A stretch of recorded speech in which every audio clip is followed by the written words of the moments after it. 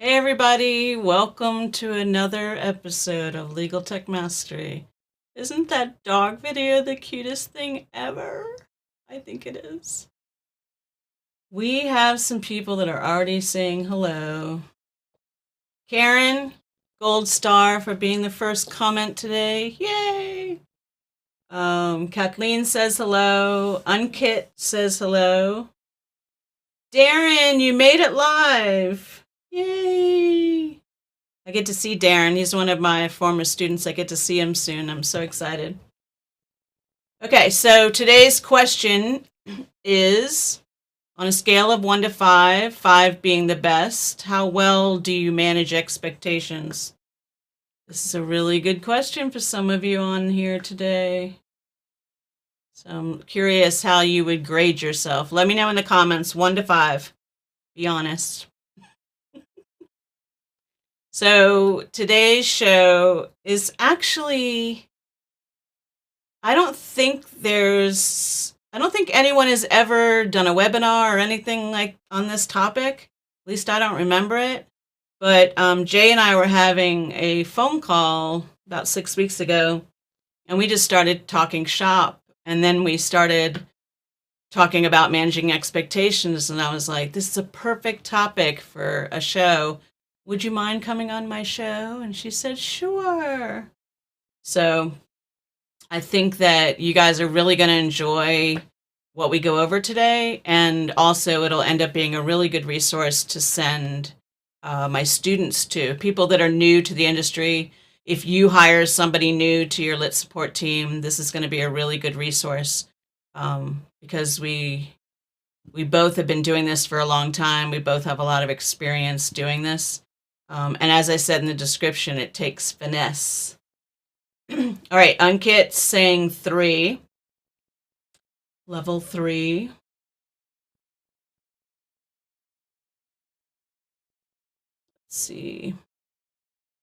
Let's see what y'all say. So I just got back from spending some quality time with my Case Point friends. 2 full days of meetings and eating. Oh my God, there was so much food. And I brought some home to Kel, my husband, and he thought it was tasty. But it was so good to see everybody in from out of town, and it's just such a good group of people, and I really enjoy seeing them. I just love the company. That's why I work with them, because they're just such good people. Very smart. All right, so Darren, really? Darren's giving himself a 3. Darren says 3 as well. Jacqueline's saying hello. Jacqueline, we are answering the question of the day. On a scale of 1 to 5, how well do you manage expectations? Maybe you guys will hopefully improve your score after hearing from Jay what she's been able to learn over time. All right. Jacqueline's saying 4. Thank you, Jacqueline. Kathleen, what's your answer? Kathleen's in a slightly different industry, but she does a lot of similar things. So our careers sort of align well with each other.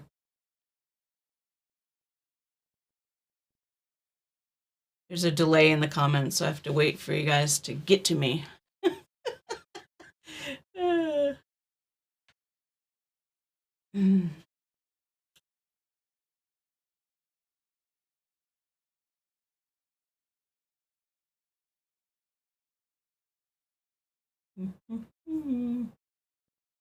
Okay, I'm going to go ahead and get started with the show.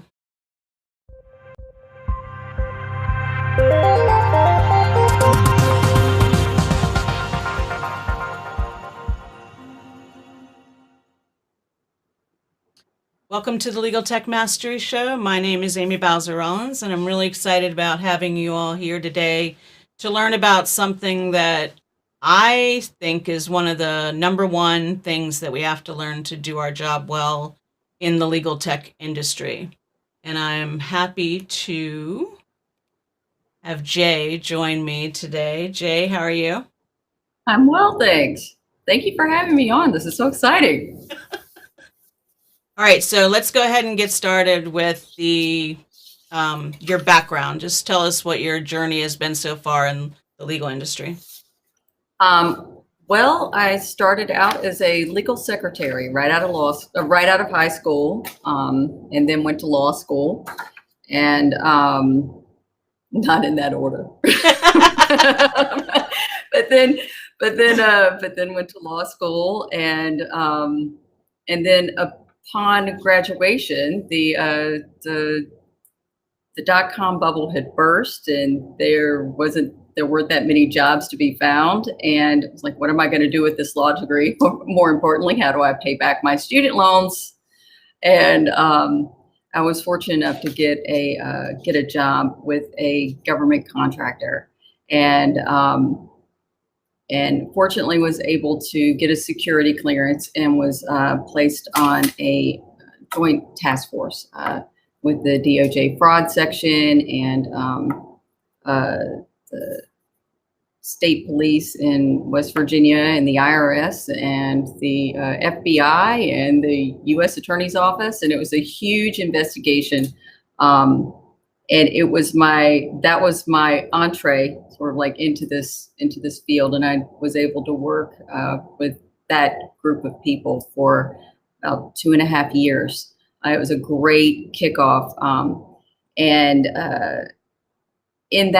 there were so many experiences there where I was like, well, that's whenever I almost feel like I found out who I really was and what I was really capable of. Yeah. One of the first things they had me do was drive out to a storage facility that was outdoor in 15-degree weather and index thousands of boxes of stuff.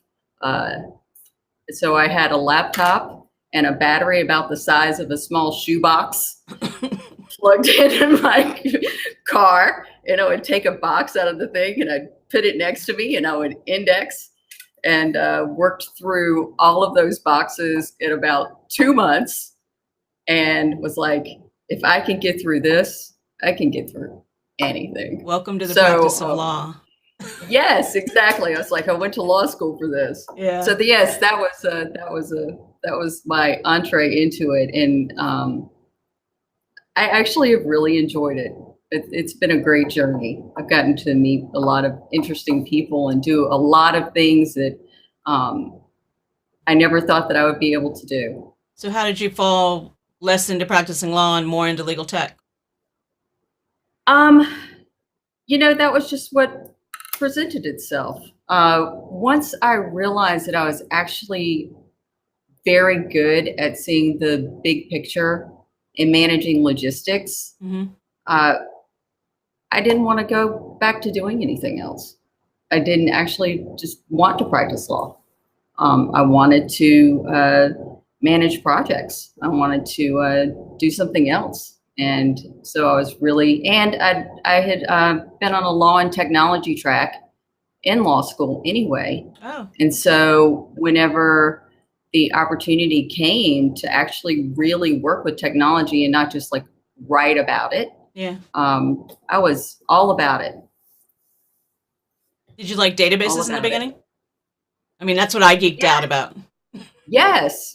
I, in fact, was like, I'm putting all of this into a database. Oh, thousands of boxes. Yeah. So yes, it was that, and then I did trial hot seat work for a while. Oh, I mean, okay. I mean, if there was something to do with it, I wanted to try it. Okay. It's a wonderful way to start. So in the description for this episode, I wrote that managing expectations takes finesse. And it also is something you learn over time. You get better at it, and once you have more experience. So what are your thoughts on that? I think it does take finesse. But I think that you have to think about it not so much about setting limits as you think about it is framing. I'm going to frame my project. I'm going to establish the parameters. And when you ask me something, when you say, I would like for you to do X, Y, and Z, instead of saying, when do you want it by? You say, I think I can deliver that to you in this time frame. And then you start to frame out what you can do. It's like building a house or building in anything. You know, you're building your project and you're building your relationships. Yeah. Okay. All right. So before we start talking about how to manage expectations well, I sort of wanted to give a few examples of what it looks like when when expectations are not being managed well. What does that look like, Jay? It looks, I told you were going to like this, this analogy. A project out of control to me feels and looks like a huge, think of a snowball, but it's made out of sticky tape and it's rolling towards you. Okay. And as it hits people, they just get stuck to it. By the time it gets to the lit support person or it gets to the project manager, it's usually got 10 people stuck to it. Nobody can get free. Nobody knows what's going on. It's changing shape. It's changing size. The scope's everywhere. Everybody's stuck to it and they can't get off. And if you touch it like they did, you'll get stuck too. So you have to think about, if I throw more resources at fixing this, will it really fix it? If the answer is probably not, your project's out of control. If 10 people touched it and they couldn't fix it, it's out of control. So at that point, you're like, okay, what do I do to not really touch this thing and engage it the way that they have? Mm-hmm. What happened?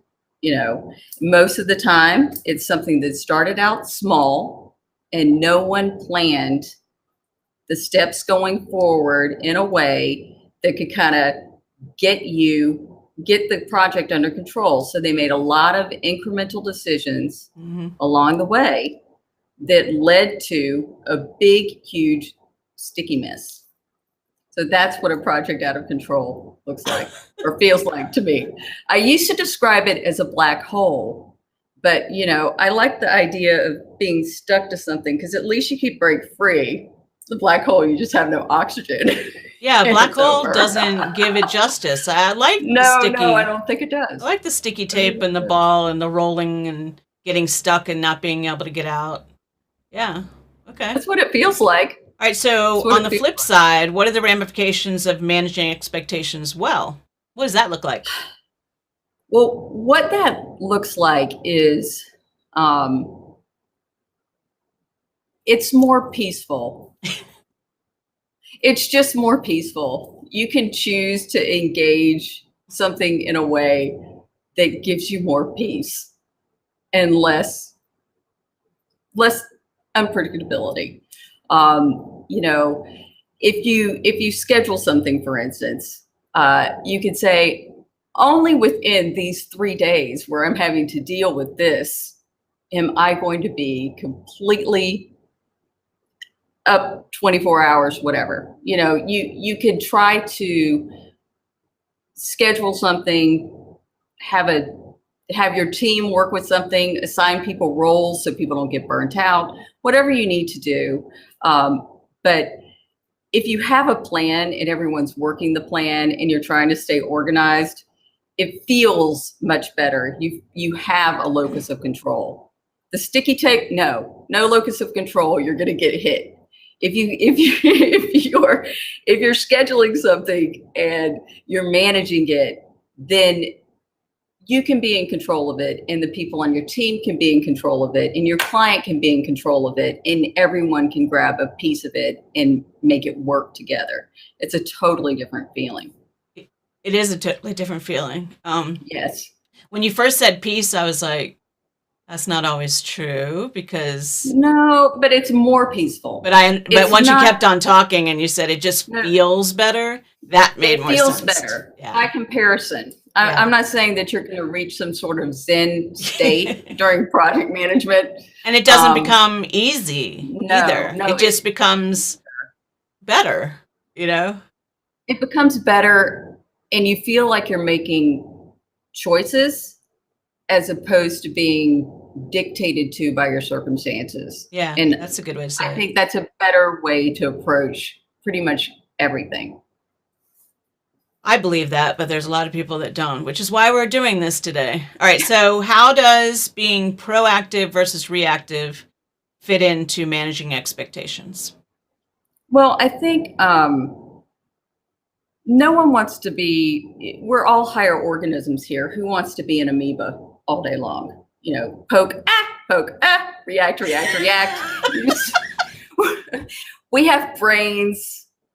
We're not single cell organisms. We should conduct ourselves accordingly, right? And engage not that fearful little part of our brain that goes, that we should engage all of the parts of our brain that actually think problems through and solve them. So when you can look at your project or look at what's going on as something that you can turn it into a game. Like, how am I going to do this in 24 hours? Yeah, I've done that. I mean, you know, and you can like get your team together or get the people who are working on it together and you brainstorm, how are we going to get ourselves out of this mess? Yep. And that can be an act. You can actually do that and do it constructively. And it feels much better than watching something cave in on you over 24 hours. Definitely.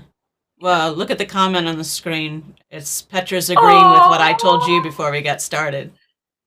Thank you, Petra. So now you have to tell Petra what you told me is the answer when I complimented your glasses. Oh. Go ahead. She opened it up. All right. I used to have strawberry blonde hair, and I decided that was a lot of maintenance, and I should just accept, I don't know, where I am in life, and that I actually do have gray hair. And so I let it go. But then I was like, I feel like I'm letting myself go. So let's not do that. So I actually got some blue hair dyed to match my glasses, but only at the bottom. So I complimented her on the two-tone colors, and she came back with, and my hair matches. Yes. All right, so Jason is saying having an internal locus of control is important. Good choice of words, Jason.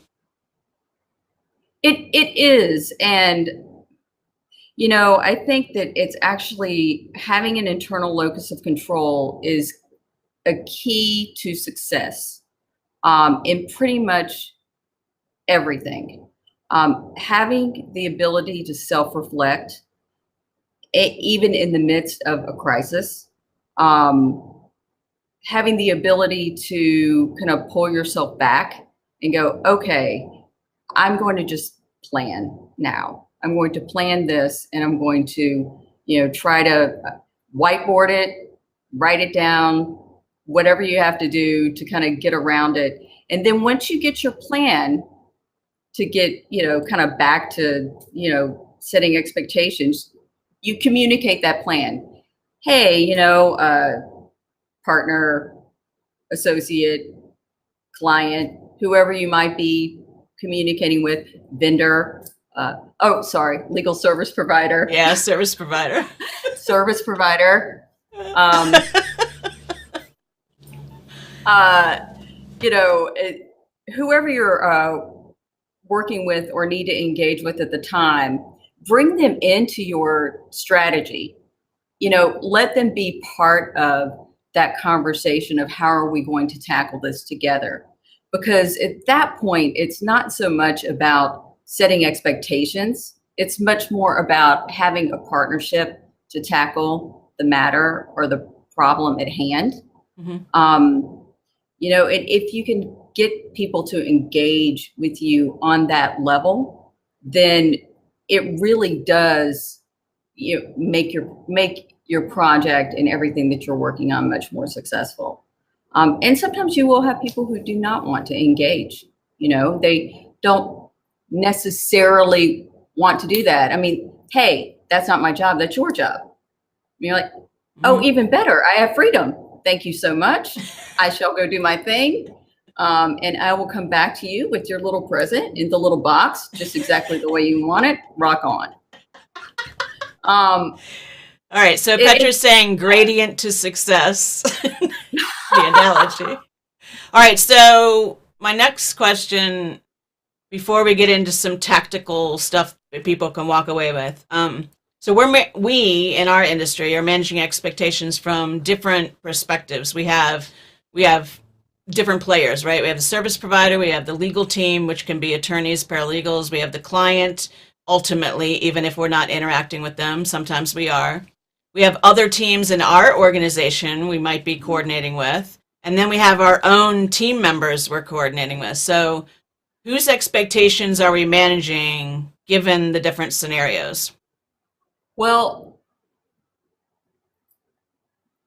I always look at it this way.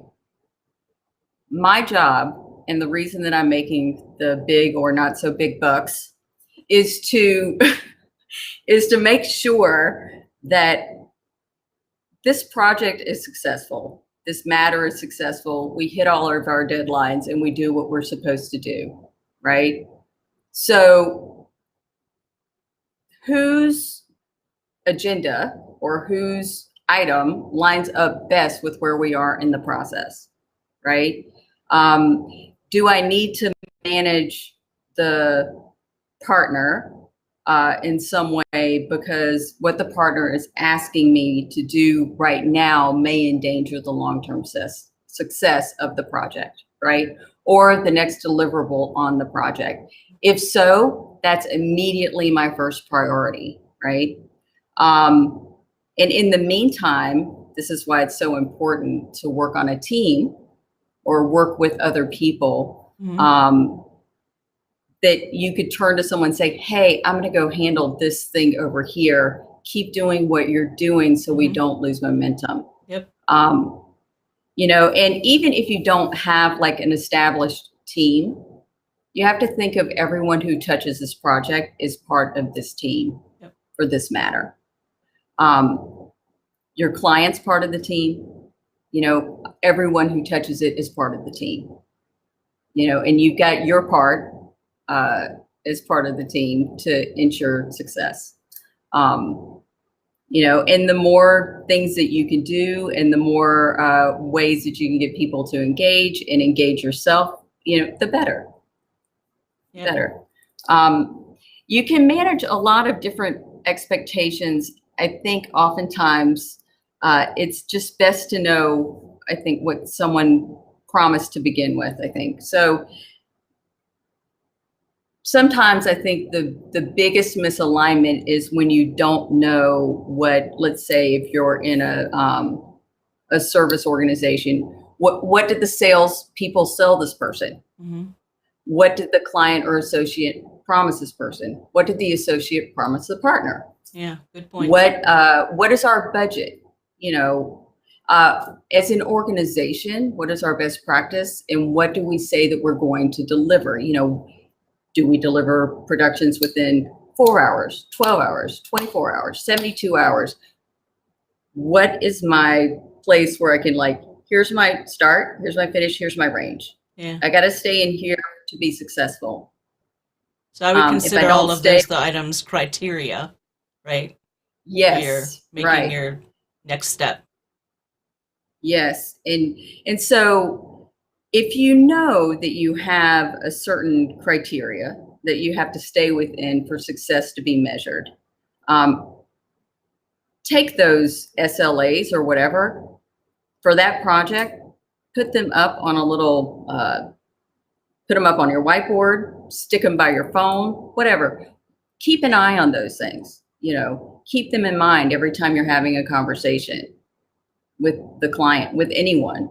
Remind them, send them, Talk to your team about them. Constantly talk about that. One of the other things I think that you can do that's very helpful is, I am a huge fan of matter calendars. I think that you should get your matter scheduled. Start talking about the schedule early in the weekend. Talk about if you are lucky enough to get a scheduling order, oh, thank heavens, right? Get that scheduling order, put that thing up there, you mark your calendar out, and you just, you plan everything around it. Yeah. Everything around it. Talk to the paralegals, talk to your client, talk to whomever, find out if you're in an investigation, if you're working on a second request, if you're working on something really, really big. When did they have their next meeting with the DOJ? Yep. What is their whole meeting schedule? Yep. When so that we can step back from them, right? Yes, right. Right. So you can run out of the way and say, oh no, I wasn't around whenever. No. I mean, once you know the date, you step back from it and you plan to succeed. Yeah, I know. It was being fun. Okay, got it. But you're right. So like, you know that they're going to come and ask you for something, or that you need to proactively provide statistics. How much data have you loaded since the last time they spoke to the DOJ? Give them some reports ahead of time. Let them have the information that they need. Don't make them chase you for it. You know, try to figure out what you think that they would need. If I was going to go meet with the DOJ, I think that I probably would want, the search term hit report would be a good thing to walk in there with. How much data have we loaded? How much have we produced so far? Any of those things that you can provide. Are we about to do a whole bunch of foreign language? That might be something interesting that they may want to know about. Anything that you think would be helpful, let them know. Let them know proactively. Communicate, send reports, talk to them, pick up the phone and call them. Whatever you need to do to open that up. And if you're constantly communicating, then setting expectations becomes something that happens every day. Mm-hmm. It becomes something that we all know what to expect. Right. So I'm not going to have to tell you or, disappoint you in some way because I wasn't able to deliver something that maybe you had an expectation about from me, right. Or about the matter, because we know what's going on. It's really, really important. Okay, so let's start with some tactical stuff. So let's discuss managing expectations around turnaround times. Oh, the most important thing that I think we can do with turnaround times is I think you can say, well, normally, whenever we, load this type of data into a database, we have to do these steps, right? We've got to take it, load it, index it, search it, do these other steps, and then it'll go into the database, and then you can take a look at it. That usually takes, for this amount of data, X amount of time. Yep. And then you can just sort of you just spend some time talking to them about the process that they're about to go through. And then that way, there aren't any surprises. And you can always try to build in some cushion, but be really careful with that, because people will be like, oh, this always happens, it's always in here earlier than what they said, and, I know that there are a lot of folks who say, oh, under promise, over deliver. Just deliver. Just deliver. So I do the cushions, but I do them internal to my team. But you're right. I don't want to set a precedent of giving them stuff early. But I like the cushion of having it so I can look at it before I give it to the attorney on time, like you just said. Yeah. That's funny. I think that you have to just, whether or not you need to get something, QC it, take a look at it, try to get right on point with what you think that you can do. And then that way, you're just being honest with each other. Don't do it, whenever you've got, 50 people coming over to your house and, you've got to plan a big party or birthday party or something crazy like I've had to do, like, oh, I promised something this weekend, that I was going to have to do on Monday. Don't do that. Say, try to let people know what you're doing, see if you can get somebody else to work on it if you need to. I think that there are always things that'll come up. Yeah. And you have to sort of also communicate about that type of thing. I promised you this, something came up, we're all working on it. It could be anything. There's so do always you like to something use unexpected. Vague-ish, like, will you say, I'll get this back in 2 days, or do you like to say within a week so you have kind of a range, depending on whether you have wiggle room to do that? What's your favorite thing to do? It really depends on how many things you have going at one time, because I don't know very many project managers who have the luxury of working on one case at a time. That's true. You may be working on 5 different matters. You may not have them all at the same place. And so you may have to build something in. And so you could say, if you know that it's not going to be something that's time intensive, whatever, time intensive, then maybe you could say, I'll get this to you within the next 3 days. I'll get this to you by the end of the week. What I used to always like to do was schedule updates. Certain updates would come on certain days. So I would know that on Friday, I'm going to deliver this particular report. On Wednesday, I'm going to deliver this report. And then, I could get all of my reports for all of my cases for this type of report out on Wednesday. Yeah. Yes, done, right?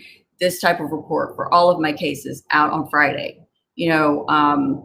So there are things that you can do to kind of make things happen a little bit.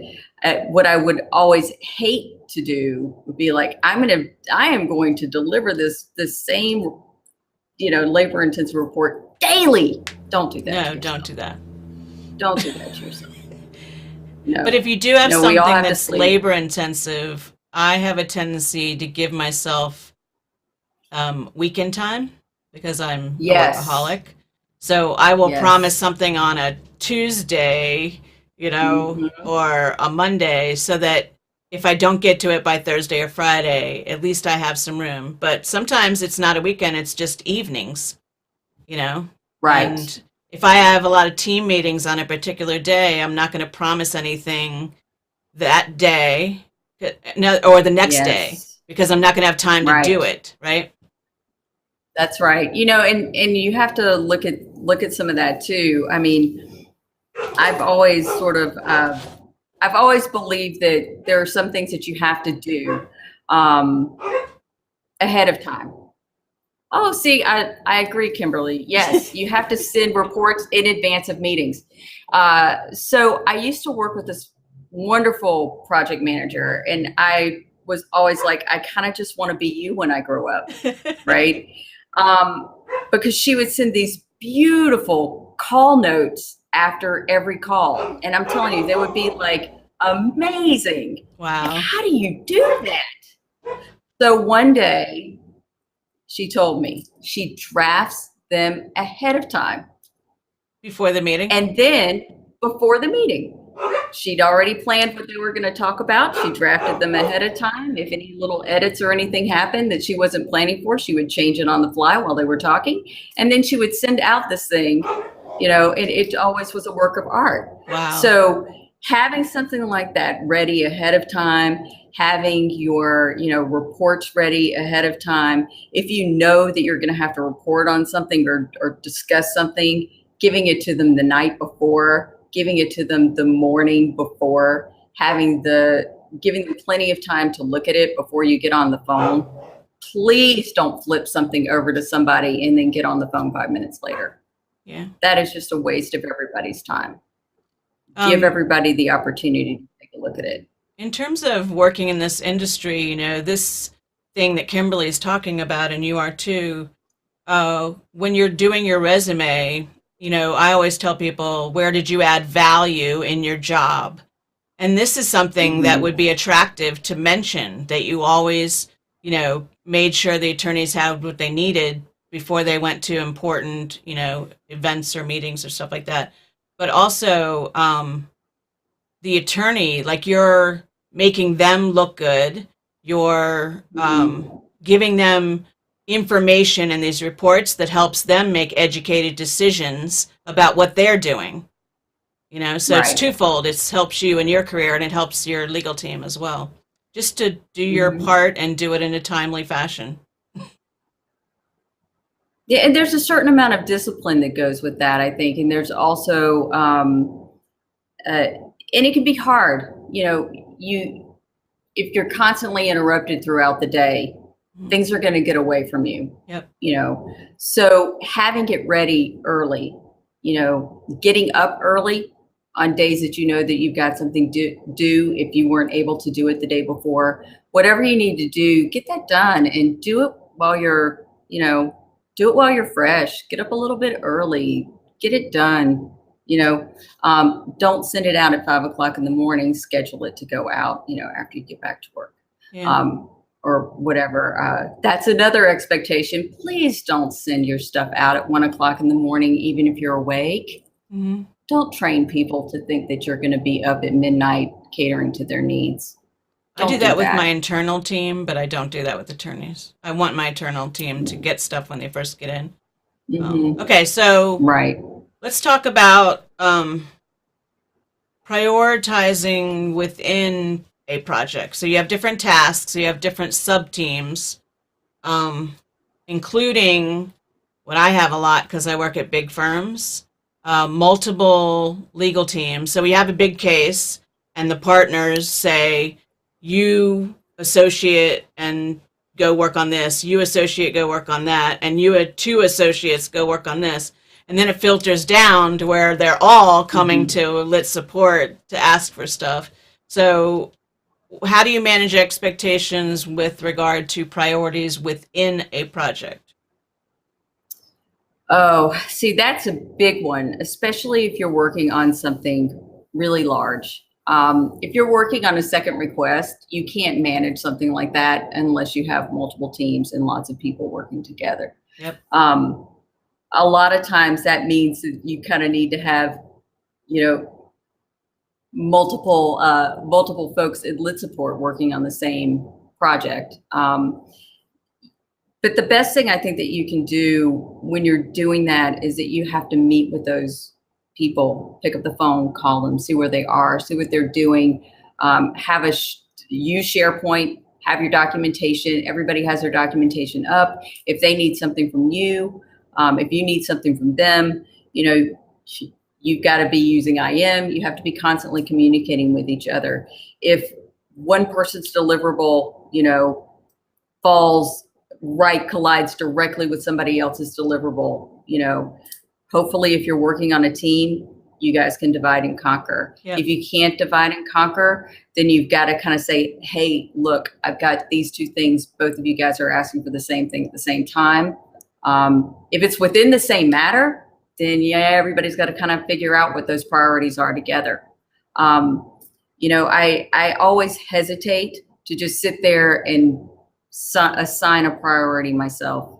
I want to talk to the partner, the client, whoever is going to be that decision maker and say, hey, we've got these things, they're here. I need some more input about where you want me to prioritize, and then they'll help you. They always do. They want it to be successful too. They don't always do. And sometimes they say, well, I appreciate you asking, but my stuff is more important.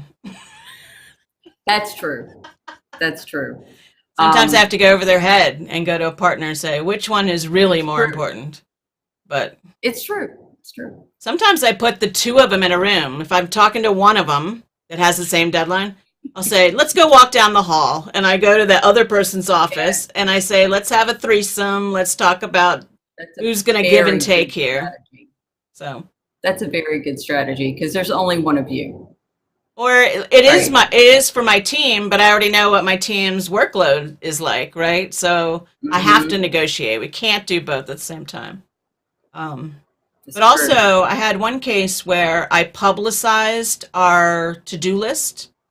So I sent it out twice a day so that the Yeah. all the legal teams were on the receipt of it, right? And they would see, I mean, one team had no idea that another team was asking us to do something. So I just sent out an email and said, we're doing this by this date, we're working on this, and it's due by this date. And I mean, I'm a sharer of information. So the more I Mm-hmm. can do that amongst everyone, like you said earlier, talk to everyone, involve everyone, because it just has a better Yes. end result, don't you think?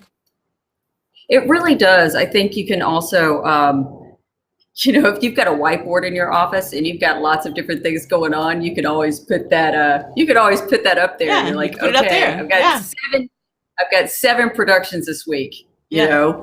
and I've got one, 3 this day, whatever. And you put it up there, So and every if time they somebody walk in walks your into your office to ask office, for something, you're like, okay, where do you think I should squeeze it in? no, like, no, really, you can, like, where Yeah, do we squeeze this in? Because this is what's going on. yeah. Um, yeah, go tell partner so and so I've got a bump in. I think some people struggle to mention, for some reason, they struggle to mention everything else on their plate because it sounds like they're complaining. But Yeah. it's to me, it's educating. I'm not trying to be a pain in the butt. I'm enlightening you to this is the reality of what's on our plate. I need some give and take, Right. you know? Well, there's always too, you have to think about the fact that all the businesses that we work with and work on, all the things that we work on, everybody's on a budget. Everybody's got time and budgetary constraints. Yeah. And we've all got to work within that. And so when people understand what your time and budget constraints really are, as far as like how much time, how many resources, what do we have going on, that's one thing. And sometimes too, if you're at a firm, it's really nice if, you have a really high maintenance project that is bringing in $5,000, and then you have a really another project that's bringing in 50,000, and Oh, then you yeah. go to the partner and say, hey, What do your you think? $5,000 project over here. What do you think? You How know are we the going to answer roll? going into it, but Oh yeah, right. Well, see, and that's a that's good actually example of too. prioritizing. It's like everybody thinks their stuff is most important, but doing it monetarily, I mean, it, Hmm. it just helps. It really does, and I think too, um, you can always present options too. Like, you kind of know which way it needs to go. A lot of times you're looking at it because you're looking at the big picture, and you kind of know, okay, we really do need to work on this one first, because Yeah, this thing over here is going to we can knock that out in 15 minutes. This would be yeah, so great, yeah, right? So sometimes you kind of have to just sort of communicate about the different puzzle pieces that you have on the board and be like, look, we can get this over here done really, really quick. Let me get this 2-hour production out first. And mm-hmm, then I'm going to have the whole rest of the day to right, just focus on you. right, I'll swing my schedule over. Let's schedule our day yeah, together. yeah, You and me together, we'll get this done. yep, Whatever it is that you need to do, let people partner with you. And then you call that other person and say, look, I've got to have the whole rest of the day blocked off over here for this really big project, but you get my first 2 hours today, and we're going to knock this thing out. And then let everybody kind of work together and be successful. And then you get your quick win over here, and then your other thing over here. And then that's great. And everybody has a good day. You said that very well. You're reminding me that your tone of voice is very important when you're doing this conversation. And also, you use the word we, which I do a lot. We need to do Mm-hmm. this and we need to do this. It's not a I or a you. So that's why I said it takes Well, finesse, because a lot of people in our industry, and you probably know some of those, they're our friends, will get approached with that request, and then they're immediately defensive or they're immediately pissy and argumentative or confrontational or all these negative things, right? And that's not going to help anybody. And it also makes people come to you less often. Well, and it is a we. I mean, okay, sometimes these things are really inconvenient, right? Mm-hmm. You have to think about it this way. There is nobody that's coming to a law firm or a large service provider of any sort if they have a problem or a project that they could handle on their own in-house. They're not going to be willing to pay a law firm's fees. They're not going to be willing to pay for a service provider's fees. They're not going to be willing to pay for a consultant if this was easy. So whatever you're getting in the door is already a problem. It was a problem for somebody before you ever reached your desk, right? Yep. So why get upset with each other? I know. We all know that by virtue of the fact that it's here, it's a problem. It's a big, expensive problem for somebody. And your job, my job, everybody's job is to make that problem better. So why should we argue and fight amongst ourselves? We should just keep it moving. Yep. Kimberly was agreeing with us earlier. That's what that comment was about. Okay, so now we're going to talk about a touchy subject, which we're all good at doing. You and I are good at doing now because we're older. But. All right, so managing expectations as it relates to dealing with strong personalities. And I'm going to go there and call some people bullies, but also people that enjoy yelling at anyone. How do we manage expectations with those personality types? Well, that actually is interesting because over time, my perspective on that has changed. Okay. Whenever I was a little bit more of a baby in this thing, yeah, that stuff would just hook my ego and I would be just mad. I may hold it in and not act mad, but I would be mad. Okay.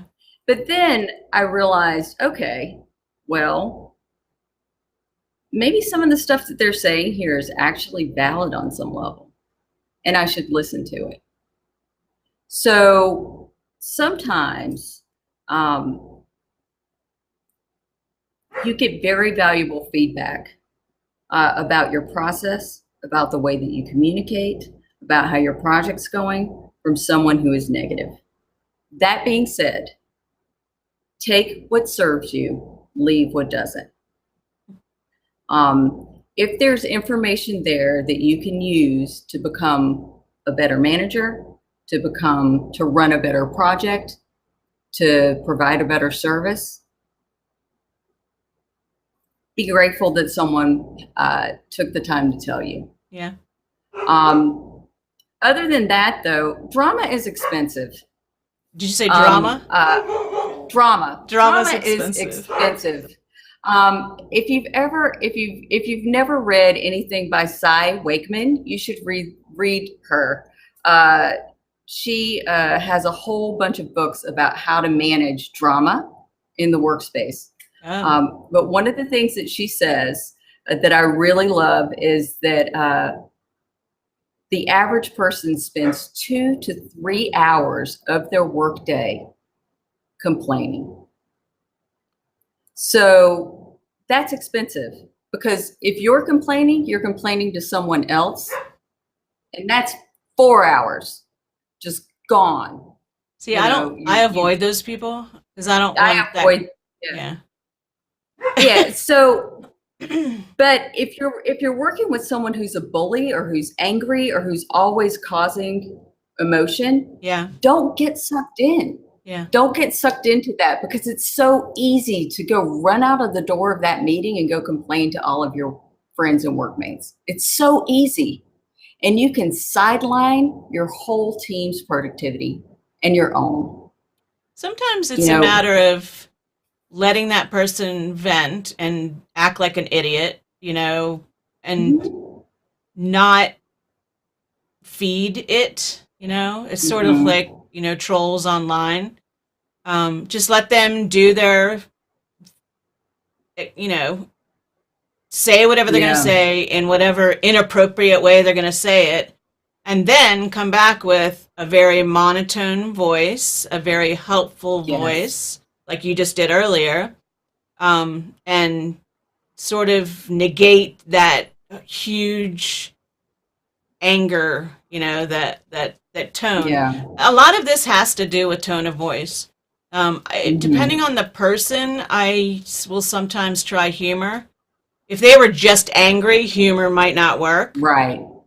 especially if it comes across as belittling them or, diminishing what they Yeah. were trying to do. But to the extent that they're a little bit ticked, I can say maybe it's time to go get a sandwich.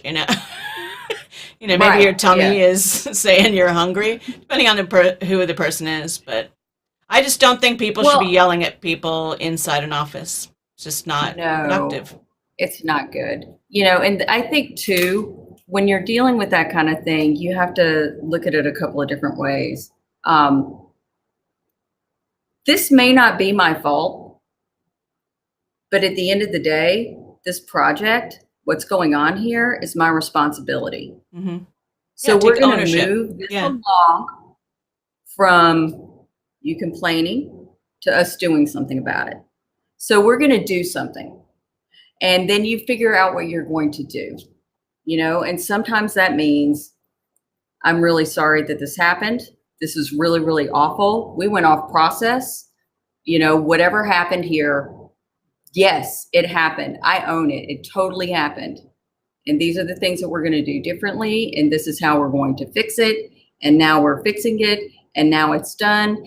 And I will report. If I do not know what is going on and you just found a problem, I will get back to you every hour on the hour until I yeah, figure out exactly what's going on in your database or exactly what's going on with your data. And we will be in constant contact. And then whenever I figure out what's going on, I will tell you what we're going to do about it. I'm going to tell you a schedule and we're going to get it done by, and we're going to resolve it.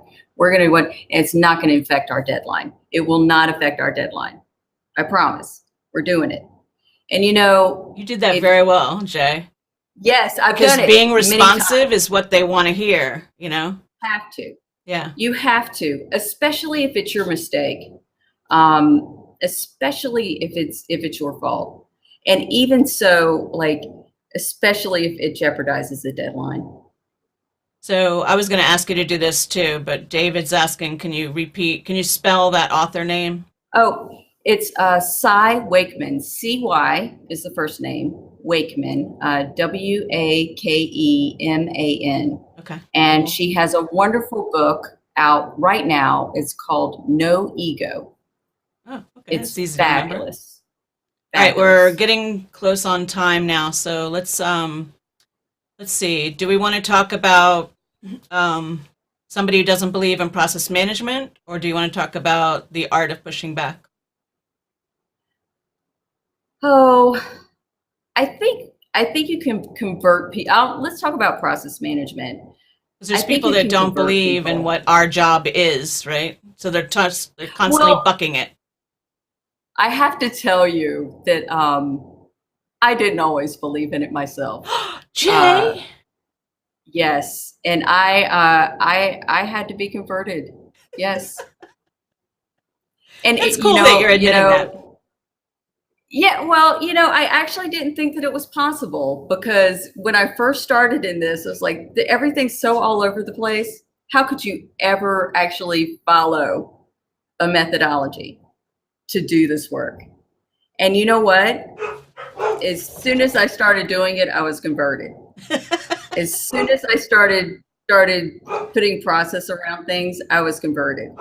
And it was over. And then once you're converted, you Can't go start back. rolling that out, and Yeah. people, you can't go back. And then people who work with you are like, oh, I like working with that person. That person is organized. That person is helping us stay on track, and this works. This methodology works. And, once you start rolling out that methodology, if you're on the service provider side and you have the opportunity to work with a law firm, and then that law firm can actually take your methodology and then roll it out in them. And then, it's like a wave. It's like what you do, Amy. You roll it out and then it makes people successful. It's the building blocks to success. Tools are part of civilization. It's part of success. Yeah. If you have the right tool and you have the right the right thing to do, you can do just about anything if you've got the knowledge and the tools. I was just thinking while you were talking that sometimes it's about, especially if you have a new associate, either new to the firm or new to practicing law, sometimes it's, and they think they know what should be done, and we're like, follow this, God, I feel like my dogs aren't stopping barking today. Proof of concept is where I was going with that. So give us a chance, let us show you what this end result could look like, what the whole thing could look like, and then there's buy-in after that. But we need to move on. So I want to cover these other things because they're so important. One of the best ways to manage expectations is to communicate. We're all in agreement. Even intentionally over-communicating or communicating redundantly. Yes. So can you share some tips you've learned for best communication tips? I think one of the best things that you can do when you're communicating is if you don't put it in writing, it never happened. So if I have a conversation with you on the phone, then I need to send you an email afterwards. Yep. Right? If we're talking about something and we've got an important deadline or something writing on it, we've got to we have to exchange an email, but it's even better if you have a decision log and you keep a decision log. So for those that don't know what a decision log is, you probably should define it.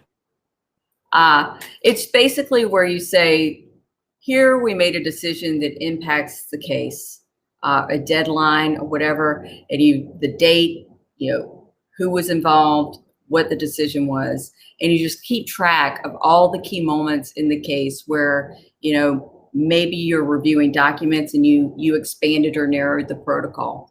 Maybe you changed search terms or parameters. Maybe you changed a deadline. Maybe you did some sort of key piece of analysis, and then decided to, say, oh, okay, well, we're going to change our scope. We're going to do something like that. And whenever you do, sometimes that stuff comes up in conversation. You're having a meeting. Yeah. Do a follow-up email about what you discussed on your call. Do send a log around saying these are the things that are coming up. These are the things that we're going to make decisions on. And when the decision's made, you record it. Right. Make sure that people know that. Don't always put stuff in your email. Try to do it in a visual format so people can get the gist of it really quickly. Yep. And a central location. It's also, the decision log's good for adding new team members who don't understand why we made decisions we did, documenting. It's really, and then later on, 6 months down the road, a year down the road, we're like, why did we do it that way? So decision logs. Oh, and you don't want to have to go through your email to try to find that, or fool with that later, especially if it's years later. You definitely don't want to do that. And these things do come back periodically. All right. So you've said follow up with an email. I tell my team that all the time, which they cringe at me sometimes. But it's I know, a needed step. I know. What else do you have for tips? I think the other thing is that now that we've said, follow up with an email, never underestimate the power of just picking up the phone. Sometimes putting everything in an email, it just gets confusing. People aren't going to read it anyway. People don't have time. If you're going to write an email, use bullet points. If you've got something going on and you want it to get right up there, put in the subject line, important, read me, critical, something, something. Agree with your team ahead of time that, if they know that you're sidelined on something, put your name in the subject line, read me, Salter, urgent, something. I did the same thing. So you'll stop what you're doing. Yeah. If I'm in meetings all day long and I'm skimming during a break, if you want me to read something, put some code word in there. Yeah, exclamation point, something so that we know what's going on. One of the other things that I really like to do too is, let's say we've got something really, really important that's got to get done. Sometimes you can have somebody hold everybody off so you can work on that thing. Oh, yeah. Or as a manager, your job, hold everybody off while somebody over here finishes the search term hit report. Yep. Don't let them ask that guy any questions. He's got to finish his job. There's always something that you can do. If there's some key, very important thing that's happening in your project, run interference. Make sure that happens. Keep the other stuff off their plate. Hit your marks. Hit the end of the week doing what it was that you said that you were going to do. I think that's the most important thing, though. If you say you're going to do something, do it. Deliver, no matter what. Don't betray people's trust. I mean, that's setting an expectation right there, whether they can rely on you. Lead and act with integrity. Yeah. Don't be a person who promises and doesn't deliver. Don't be a person who doesn't do what they say that they're going to do. All right. So the last thing I wanted to get in here is managing expectations around anticipation of problems or points of failure. What are your thoughts on that? Oh, man. Wow, that's a show in and of itself. I think we all know what our weaknesses are, especially if you're doing a process. You always know the things that you've got to QC 2 or 3 times. You always know where you're going to kind of go through your process and you're going to have multiple handoffs. All of that, you're loading from one platform to another. You're running more than one index. You've got 5 indexes in the database, whatever it is. Did we pick the right one? I don't know. I hope so. Did we tag that after we did that? I don't know. There are all of these different things that can happen. Yep. And you have to kind of have stuff in place where that doesn't happen. Somebody's got to check somebody else most of the time. You build in, I've got to check you, you've got to check me. It was the middle of the night. I don't know what we did, but always try to do that stuff before you actually deliver anything to anybody. Try to build that time in. And try to plan around points of failure. If you've got to communicate around that, just say, look, person who's going to get this deliverable, we just loaded all of this data into the database and we ran search terms. We got 5 indexes in here, one for this, one for this, one for the other thing. We're going to double check this. I'm going to create a saved search in the database for this. Mm-hmm. Can someone come behind me on the legal team and look at this, please? Yeah. Try to involve them. Having points of weakness in your process is not always a weakness.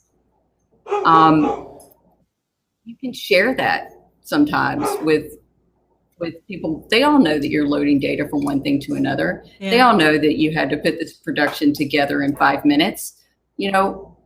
Let them help you. Let whoever's receiving the production into your DAT file. Send them the DAT file ahead of time. Do whatever you can to kind of bolster, what's going on there and involve more than just yourself.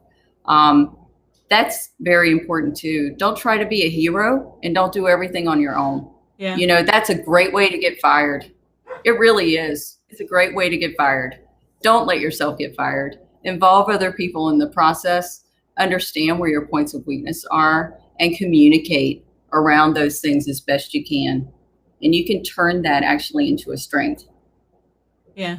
You made me think of something while you were saying that. I had to learn over time when was exactly the right time to give bad news. So if there is a point of failure, like the overall advice is the sooner you tell the partner or associate, the better. But at least have all the information and a proposed solution before you do it, before you tell them. Yes, definitely. Yes. Yes. You don't want to at least have some sort of idea about what happened. You really don't want to be wrong about what happened, and guess. That's true. Right. You need to try to you need to figure that out as best you can.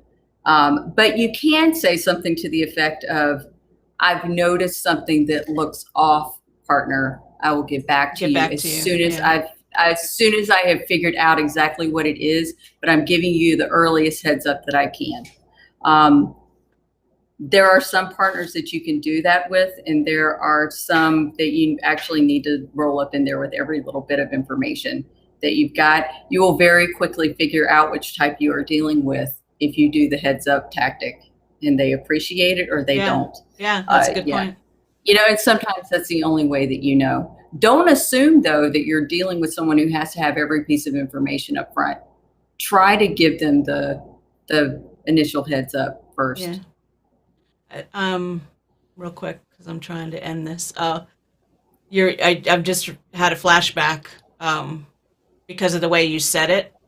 I had productions going out every other Friday, and this one particular production had a lot of PDFs, searchable PDFs were the production because the other side didn't have any tools to look at it. And they got to a point where the service provider called me and said, I don't think we're going to get this to you by 6 o'clock like we promised. And he had never had to make that phone call to me before. And he was so sad and upset he was making that phone call. And I said, okay, tell me what you need, you know, how much longer it's going to be. And then I had to go down the hall and tell the associate and the partner, and they reacted negatively. It was a hyper associate, and it was a partner that was adamant that he had promised it would be there overnight by FedEx on a Saturday to somebody by, you know, whatever time, 10 in the morning or something. So we all hustled trying to figure out how we were going to solve it in-house and get it. I was going to like go to the vendor and get it from them directly and stuff like that. And then the service provider called back like half an hour later. It's done, Amy. And I was like, no, I was fine with it because what he did is he threw 30 virtual servers at it and got it done. Yeah. Because he felt so bad that he was letting me down because he'd never let me down before. So the vendors, the service providers sort of redeemed themselves in the eyes of the attorney and partner. And, you know, everybody's stress level went down within 30 minutes, you know, so it turned out okay. But communication, what I've hated is, you know, someone, when I've had that happen and then communicated it, everybody gets all worked up and then it turns out to be nothing. Yeah. And then you're like, oh, I just kind of did one of those sky is falling things. But it is better to do that than to not communicate. Yeah, to tell them really later and they can't make decisions. Yeah. So we're in agreement on that. All right. So I don't see any more questions coming in, but I really want to thank you for your time, Jay. I think this is very valuable information to share.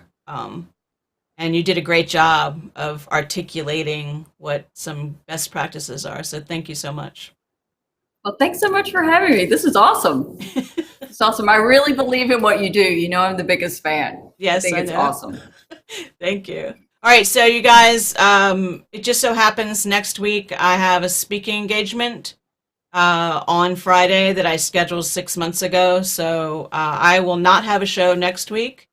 I will be in Fredericksburg, Virginia, speaking at a paralegal conference. But I will be right back the following week with a guest who's going to teach you guys something that I think you need to know. So I will see you guys then. Thanks again, Jay. Thank you. Thanks, Have a good weekend, everybody.